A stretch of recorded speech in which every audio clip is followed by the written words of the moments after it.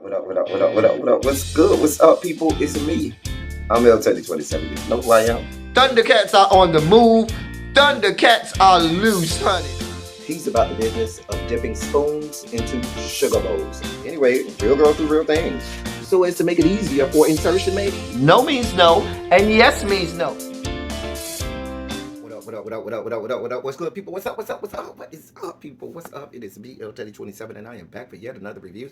This, ladies and gentlemen, will be our review for the Real Housewives of My Last Damn Nerves. Potomac. This is season 7. It is episode 15. It is entitled Indecent Disclosure. Let me preface by saying that if you are a person that likes Karen Huger, click the fuck off the video now. Just go ahead.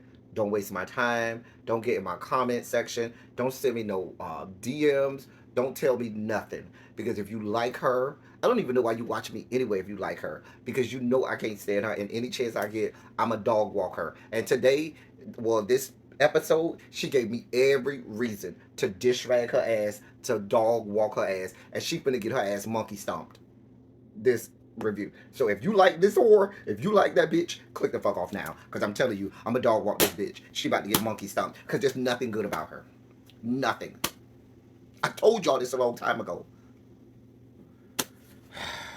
Go ahead and click off now. Do not get in no comment section. Don't tell me shit. Don't talk about elderly abuse. Don't tell me I need to be nice to my elders and all of these old people, all of this stuff. Fuck you and fuck her. I'm telling you now. We start off.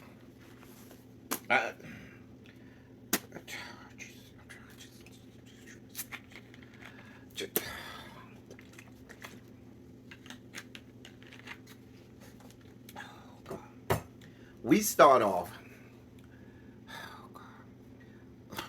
like in the opening montage. Y'all start me with the fuck shit and fuckery.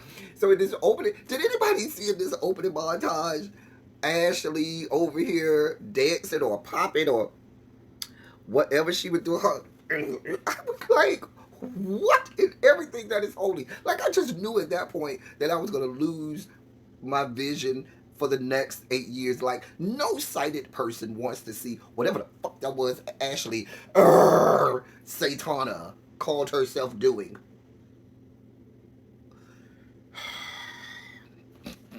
What was that?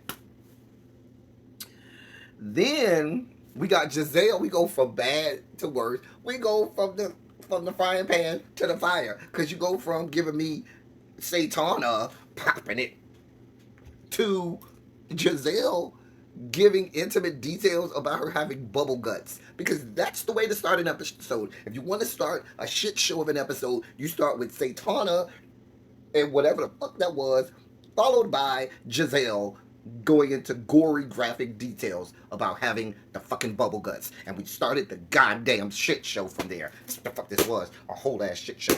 It was the proverbial colostomy bag of a fucking episode. That's what the fuck this was.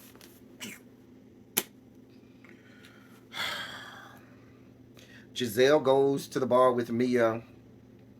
She tells Mia that Wendy is jealous of her.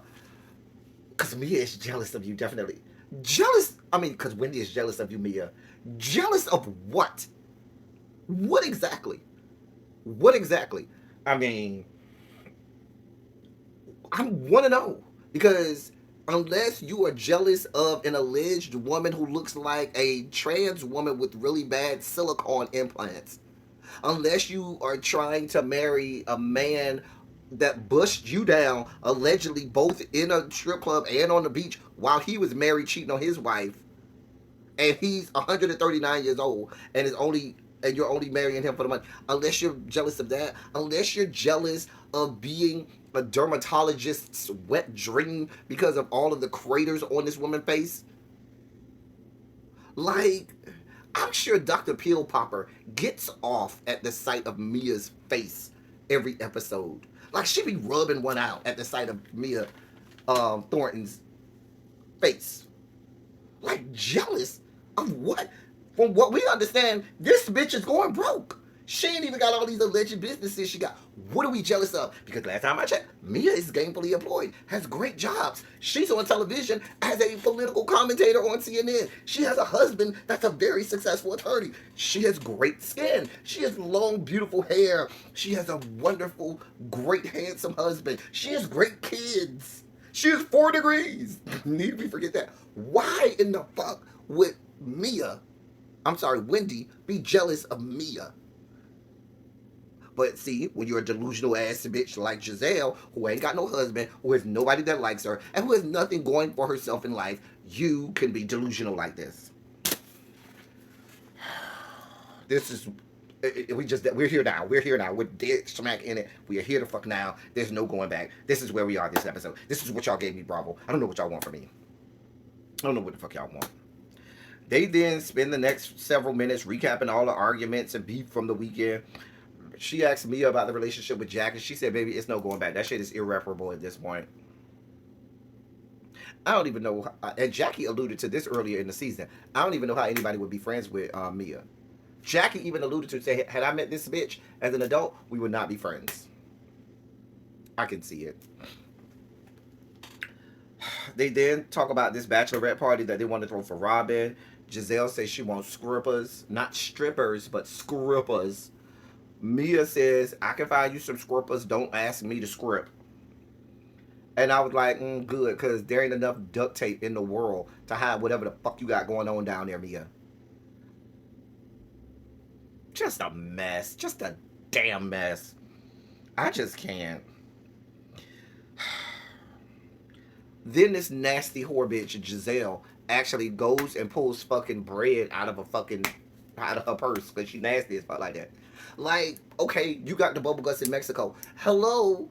Anybody who's ever gone to Mexico, ever heard of anybody going to Mexico, first rule of going to Mexico is get you some Dramamine or nausea pills or something, because this shit's gonna bother your stomach. The water and stuff down there is gonna bother your stomach. So why would you not do that, Giselle? But you a broke ass whore who can't dress and is stupid as hell. So I assume that you do dumb shit like this. So now you out here looking like you homeless, pulling out slices of bread out of your fucking purse with some aluminum foil. Where the fuck did she get these bread slices from? Like, when I'm going out of town, I just don't make it a business to be smuggling slices of bread and shit.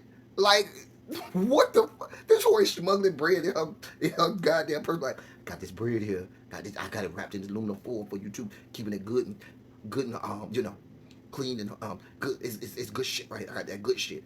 I got that Wonder Bread shit right here. I got that Nature's Own honey wheat. Got that good shit. I mean, the bitch is over here smuggling. I'm not doing this. We're moving on because I'm not doing this. Nope. But it makes sense for Giselle to have diarrhea. Hell, she gives me diarrhea every time she opens her goddamn mouth. We then get to Robin. She's on the phone with her assistant named Carly, talking about the wedding. I don't care about the wedding. Nobody across America cares about the wedding. Baby, if you have it or you don't, I don't care. I really don't care. That ship sailed a long time ago. Listen, I said what I said. I don't know that they do same-sex marriages down in Jamaica. So I don't know how her and Wanda gonna get married down in Jamaica. But girl, if y'all got it planned out, go ahead, honey. I don't know. The plan. The girl say she got a whole plan and everything. Robin say, girl, we don't need all that. We don't even know if we're gonna even be able to have a wedding. It's in fucking Jamaica. They don't do gay marriages in Jamaica. Girl, boom. Karen and Ashley meet under the bungalow or whatever the fuck that was. Karen says she didn't understand how Robin could attack her and attack her integrity. How? She has ears and eyes. She can hear and see your fuck shit and bullshit, Karen, like the rest of us.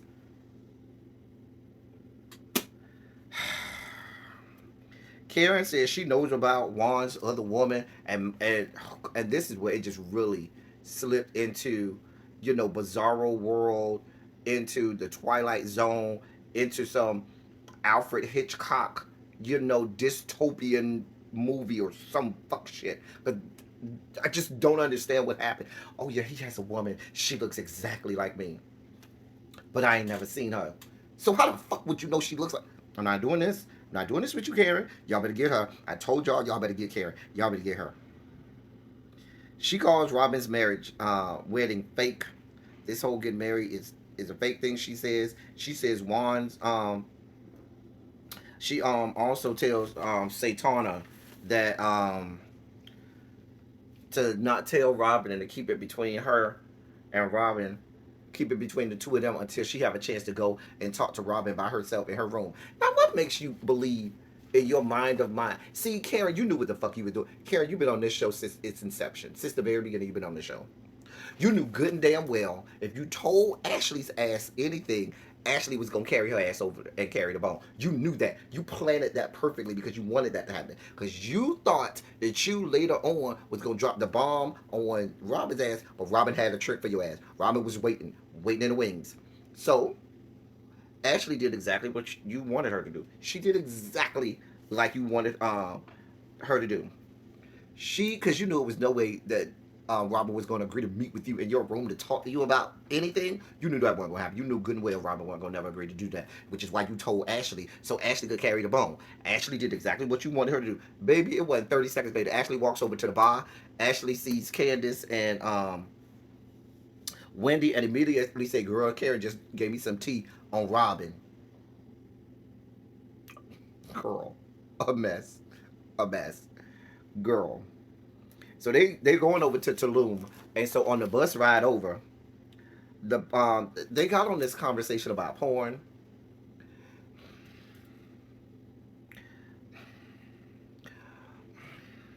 Listen, my bowels began to move.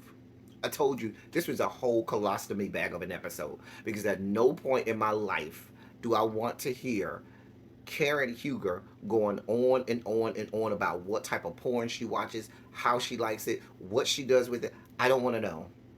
Nobody wants to know. Her fucking husband doesn't even want to know. Nobody wants to know.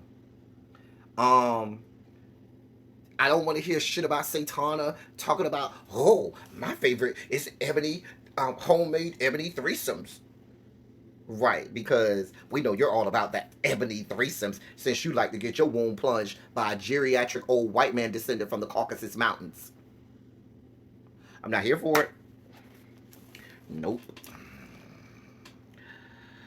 Then getting off the bus, this raggedy ass gutter snipe right about the hood. Satana, Ashley Darby, wife of a whole ass sexual deviant ascended from the ninth level of hell, thought it would be a good fucking idea to tell us, oh, I have on coochie cutters. The coochie cutters are cutting today. Nope. Nope. Nope. Do not want to know nothing about coochie cutters cutting your coochie. Like you look like a dirty ass bitch, always with a yeast infection or some shit. She's a dirty ass whore. She grew up dirty. Her mama had ass underneath the goddamn bridge and shit, trying to find a man and shit.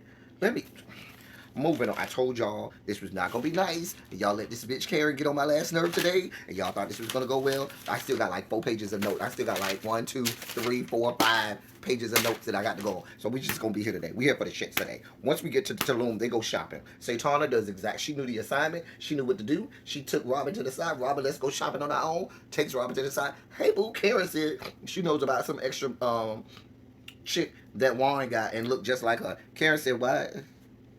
What? In Georgetown, bitch, what? Girl, that's around the corner. Wait, what? Robin says, Robin said, Robin says, really?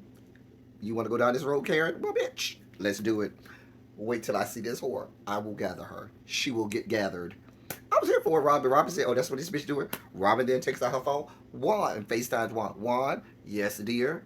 So Karen tells me that you got some chick out in Georgia. Juan, it didn't even let her get the whole statement out. Juan said, Robin, I'm not here for this fuck shit. I told you I don't like these bitches. I told you I don't like these hoes. I don't want to hear nothing they got to say. I will cuss all these bitches out. I don't go no fucking well. I don't do nothing. I'm doing what the fuck I'm doing. You better be glad I'm letting you. What Juan was saying to Robin is, I let you stay on this show and put me on this shit. Do not bring me in this fuck shit. I don't want no more parts of it. I'm sick of it. That is it. So I believe these, because I've been hearing rumors of people saying that Robin may not come back on the show. I think it may be Juan that might be saying, listen, it's me or the show. Decide what it's going to be. Because we can't do this. I'm not doing this no more. Because the way Juan went slap ass off. Juan went off like I would have went off. Juan said, "Don't talk to me about this fuck shit. I will hang up this fucking phone. I don't want to talk about these bitches. I told you I don't like none of these hoes. I cuss every last one of these bitches out because I did a goddamn thing. And I've been nice. I done played nice on this fucking camera. You done came over here and drugged me through the mud. Done did all of this fuck shit. And I done dealt with it. And I done played nice. But right now, at this point, that's it. We ain't doing no more." And let this be a lesson to any and all women who come on this show. If you value your relationship with your husband or significant other, this ain't the show for you. Because every single person on this show that's married or got a relationship with anything or anybody gets that shit drug in the mud. Nobody is exempt. Everybody have their time. So if you're going on this shit, you have to know that these whores don't give a fuck about you or your marriage. And so if you are willing to deal with that and your mate is willing to deal with that, then go ahead. Have at it. Was it just me, or did it look like Ashley was recording that whole conversation? Because while Robert was on FaceTime, Ashley looked like she was holding her phone up, like she was recording it or something. I don't know what she was doing. Y'all go back and roll back the tape and let me know what y'all saw.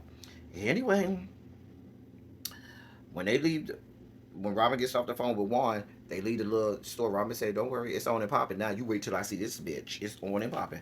I was here for it. When they get down to the restaurant, Mia is sitting with a space in between her and Jacqueline. So Robert and Giselle come up, and Giselle tells Mia to move over a seat. Mia was like, "Mm-mm." Giselle was like, "Girl, Mia." Girl, she had to pull rank and let her know, "Bitch, do you know who I am? I am Giselle Bryant." I mean, that don't mean shit, bitch. You ain't shit. But Mia's a weak ass bitch. That's gonna move for you anyway. Because if it was me, what I would have did was this: "Hey, bitch, I sat here first. You wanted to sit here. You should have got your ass here. I'm not moving. Decide what you gonna do, bitch." But you let a weak bitch like Giselle run you and tell you to move over. And she moved over next to Jacqueline, but you could tell Mia ain't want to sit next to Jacqueline. These shades that Candace had on, these orange shades, at first I was like, "Candace, these shades are a mess." But the more she had them on, the cuter they got. I was like, "Cuter than that, Candace." I like these little orange little shades Candace had on. I was like, okay, I was here for them. I was here for them. Candace been cute this whole trip. Now I ain't gonna lie, mom been cute this whole trip.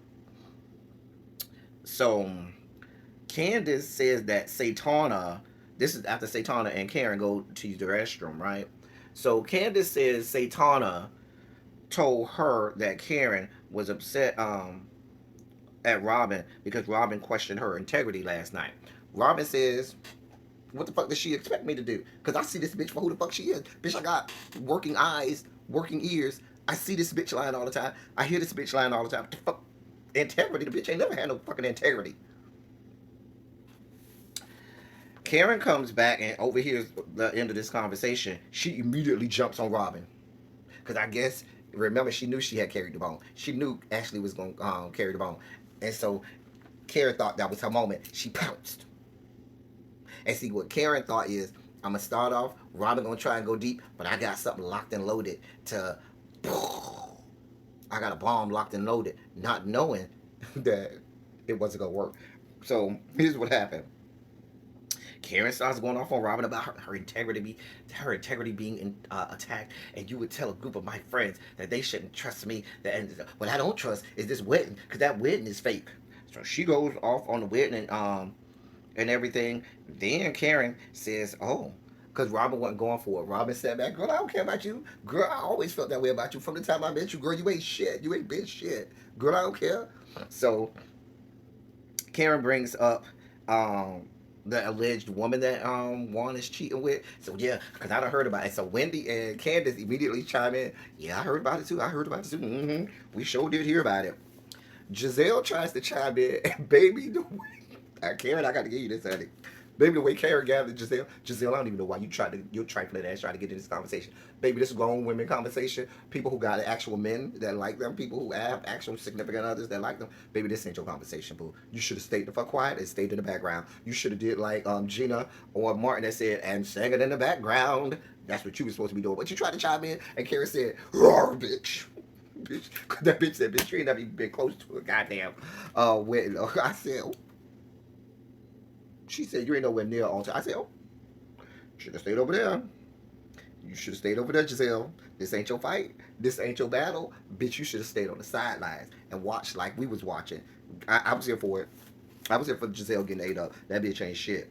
Karen says she would rather this fake ass way. I wish you wouldn't tell anybody about it. Robin says, Bitch, I wouldn't talk about this shit if you wouldn't keep asking me about the shit. And what does Bravo do? Bravo rolls back all of the bean footage of time after time after time after time after time after time. This raggedy weak ass bitch Karen keeps asking Robin about a fucking marriage when your fucking marriage is basically a whole ass sham as well. Cause we all know you and Uncle Ben, Ray, whatever the fuck his name is, ain't really, y'all ain't having sex. Y'all got a sham of a marriage. You basically keeping that man alive just for the sake of this show, cause he damn near holding on to life just to keep for whatever y'all trying to put up for the fucking show.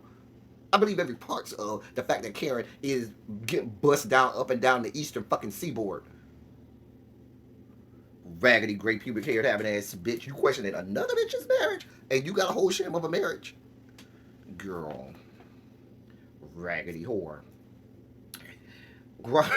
Robin says, Robin said, well, if you stop asking me, I would never have to talk about it. They rolled back the footage now.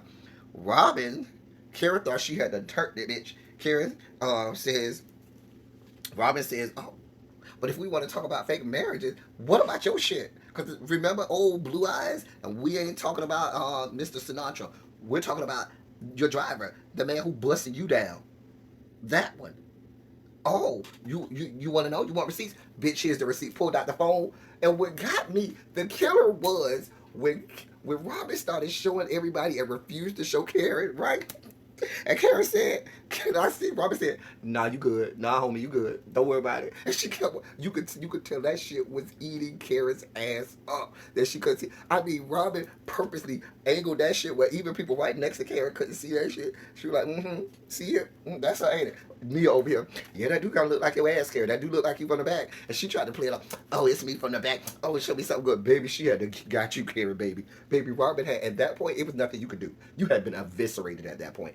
Robin had actual footage of you and that man, and baby, that's all they needed. Baby, at that point, there was nothing you could do, Karen. You had been eviscerated. There's no winning. Baby, she had done you up. Baby, you had done got this wrong. She wasn't ready. She wasn't ready. She got this rag. I was here for it. Because, bitch, you a weak-ass, raggedy bitch, Karen. All of you people who side with the Karen Hughes of the world, y'all are the reason that Cheeto Man became president. Y'all are the reason that we got people like Ron Death Sentence in Florida telling us that African American studies has no educational value. You people are the reason for all of the horrible things in this world. Y'all are the reason that George Santos is a thing. All of you Karen Huger fans. I know you. I see you people for who you are. That's why that bitch got disemboweled by Robin. How you let somebody like Robin drag you like that? But baby, she drugged you. It wasn't nothing you could do. Baby, when Robin said, nah, you good. Baby, I was like, bitch, I live. Bitch, I fucking live. Robin said, nah, girl, you good. You good. Karen tried to play it on baby. She had to got you, girl. It was nothing you could do. So Karen says, well, you should be happy. I've been protecting Juan. Robin was like, protecting him for what? And so she gonna come out. Cause remember when we had the reunion with All White, you said that you were in the threesomes. Bravo rolled back the bead footage. The woman said, no, I don't want no threesome. So now everything you say after that point, Karen, we don't believe you. Everything you say after that point, nobody's buying it. Nobody's buying it. Because you started off with a lie. Bravo proved the lie. And now she's already bodied you. You've already gotten bodied, Karen. You've already been proven to be a liar, to have no integrity, to be a whore, to be one of the worst people walking in the whole great area of Potomac. And so now everything you say after that, we don't want to hear. We don't want to hear you, Karen. There's nothing you can do. There's no redemption here. There's no redeeming qualities about you. There's nothing good about you. Even your wig wasn't good at this point. I'm just saying, your wrinkles started to show a little more. Your wig started to look a little more tired, as if it wasn't already tired. I mean, girl, you just looked a mess. Your makeup started to look a mess. Them eyelashes started to fall off. Just everything at that point about you just looked raggedy as fuck. Because you're a raggedy whore. She there, so we found out that was a whole lie. You talk about, Robin said she wanted to have a threesome. The footage showed that was a lie. Karen says Juan later that night at the dinner, Juan hugged her so tight, her titties went back into her spine. Bravo showed a picture. It wasn't the actual night, but Bravo showed another time where Juan hugged you. Baby, you could fit the whole state of fucking Montana in between the space Juan tried to keep in between you and him. I'm just saying. And then she went on to say, the real reason you're mad with me, Robin, is because you know your man wants me and not you. Girl, at that point, even the rest of the ladies just got up like, girl, you know what? We're done. Cause like for you to be mad at somebody questioning your integrity and have this whole tirade about about questioning your integrity, and then let that shit just so effortlessly roll off your tongue, saying that Juan Dixon wants to fuck you, or that Robin is jealous of you because Juan wants you and not her. What? Like what? What? Girl, go sit down. Girl, you got too many things to be worried about, Karen. Baby, you are not coming up the rough side of the mountain no more. Baby, you coming down the rough side of the mountain. Baby, you already done crossed over. Baby, you going down the rough side of the mountain. Baby, just go ahead and slide on down. Slide on down. Child, that was just, at that point, I was just like, and then she gonna say, cause he asked me if I could be the third in the threesome. Everybody at that point was just like, girl, I just can't. I just can't. He wanted me to be the third in the threesome. Girl, if you don't even go sit the fuck down somewhere, I just couldn't. I just couldn't. At that point, everybody kind of looked like, girl, we moving on because we have drifted into the land of make believe. Where's Mr. Rogers when we need him? To the mayor a little bit. Where's the little trolley so we can drift into the land of make believe with Mr. Rogers and shit? The girls wanted no more parts of this conversation. Karen, you had lost. Robin had bodied you. Girl, you was laid on the ground bleeding out. We were moving on. Giselle then gets it started up again by asking Jacqueline about how she and Mia are doing. Jacqueline was like, I don't like, I told y'all already, this is not the time or place. I really don't give a fuck how y'all feel about this situation because I'm friends with her and this is a whole nother situation outside of this. I don't want to talk about it. They kept pushing the situation. And she was, and Mia was like, well then shut up then. And so Jacqueline was like, girl, don't do this. Girl, don't. Jacqueline was like, listen, I told you I don't want to talk about this. Leave me the hell alone. We'll talk about this some other time. Mia said, well then shut up. Jacqueline said, listen, I've been here for you this whole time. And so Mia said, girl, I keep trying to tell you. I'm trying to warn you.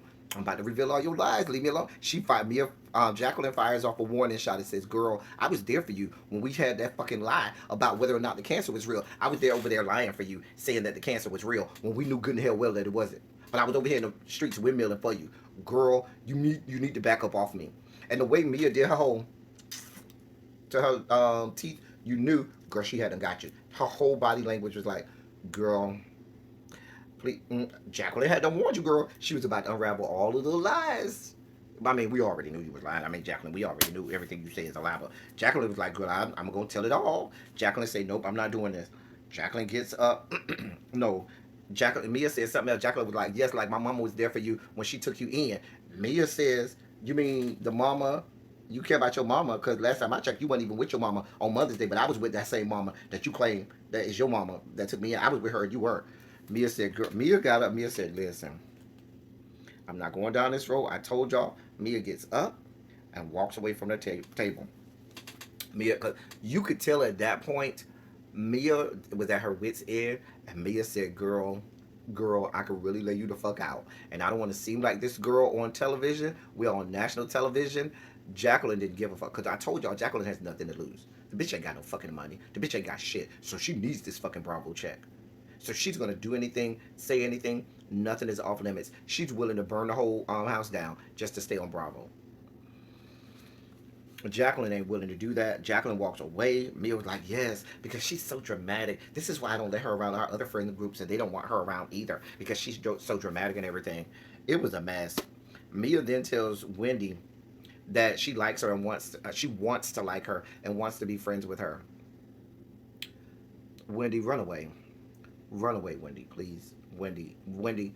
This is where Wendy, I want to see whether your 4 degrees kick in and whether or not you truly are smart or intelligent. Some people are smart, meaning you got these 4 degrees and all you have is the book knowledge that they gave you in these courses, or whether or not you're intelligent, where you're able to apply it, integrate it, and let it be worthwhile and transfer to other things in your life. And you failed at this because you gave me smart, not intelligent, because you entertained that whore Wendy. I would have never entertained her. Never entertained her. Baby, I want to like you. You what? I don't want you to want to like me. Baby, you don't like me? Great. Keep it that way. Because either you like me or you don't. Don't be like, I want to like you. No. Either you like me or you don't, and clearly you don't. Keep it that way, because I don't like you. You can stay over there. Baby, you assaulted me. You assaulted me. We're not friends. Don't want to be friends. I don't need you to like me. Go with God.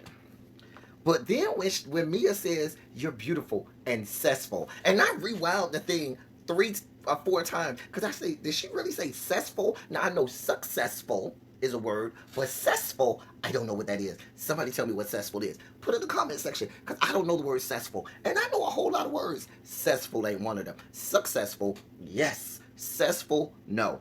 I don't know, but that's what the woman said. She said that Wendy was cessful, not successful. Y'all let me know what that is. Put it in the comment section. Maybe at this point, we were all spent. That whole dinner was, or lunch or whatever that they were supposed to be. Baby, Candace trips me out in the middle where Candace is trying to, diet down. Candace is like, oh, this food is real good. This is the best food we done had the whole trip. Because the trip did look kind of raggedy. Karen, old raggedy ass, oh, you did such a good job on this trip. No, that bitch didn't. That shit looked raggedy as fuck. Tell that bitch anything. You did everything you could, Karen, to try and, go to another topic. Because your ass was getting bodied by Robin. Child. On their last night at the hotel, Wendy goes to Mia's room to talk. Mia tells Wendy she didn't know where things went wrong. And Wendy was like, bitch, because you threw a drink on me, bitch. You assaulted me. Girl. They try to make nice and all of this good stuff. And it got real lesbianic at that point. And Wendy, I'm not going to say you're better than me because I can't, there's no way I would even entertain her. So I don't even call that being better than me because there's no way you should be apologizing to a weak, raggedy bitch like fucking Mia. But I guess you got to do what you got to do to secure the bag and stay on the show too. So I guess whatever. They go to dinner. Satana is out here allegedly showing her coochie lips all to everybody that wants to see them. Everybody in Mexico, she's showing her coochie lips. And then everybody else later on follows suit. They get drunk at the bar at the club and start showing their coochie to everybody. Just a damn mess. This is where I had to check out. They started talking about tequila shots, showing everybody their coochies and shit. I just don't want to know. Wendy talked about in the confessional that Mia slid next to her and told her she wanted to eat her brox. And when it started getting real lesbianic, I checked out and it went off from there. I just couldn't at that point. I was done. I was like, That was the whole episode. Listen, I really want Karen Huger to carry her raggedy ass back to Surrey County, whatever fucking ditch she crawled out of in North Carolina, and never come back to my television screen. If I never see Karen Huger again, it'll be too soon. And I want, as much as I can't stand Robin, I would love for that bitch Robin to stay on that bitch's neck. Continue to dish rag that whore on the reunion. We'll see. Fuck that bitch Karen and fuck her life. Anyway, that's all I have for y'all. Until next time, thank y'all for coming. Y'all drive safely. I'm out.